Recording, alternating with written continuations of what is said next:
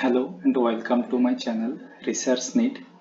Today we are going to learn about how to insert link in the reference sections under any reference in MS Word. Suppose we want to insert a link here in P.25 to uh, dash 2. So suppose we want to insert a encyclopedia of Sir Isaac Newton. Then first of all, we need to copy the link where the source is.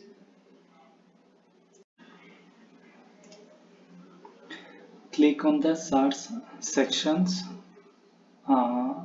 Then you see everything is highlighted, and then uh, press Ctrl C, select it.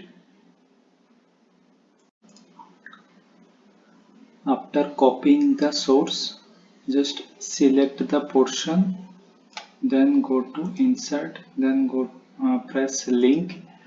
Then under link sections, go to existing file or web page, and then current folder, and in address section just paste the copying source, Ctrl V, then click OK.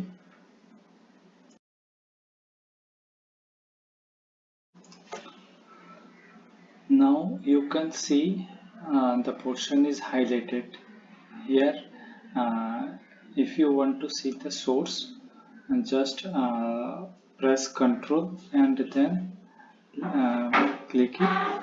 You will go to the source directly. Okay, thank you.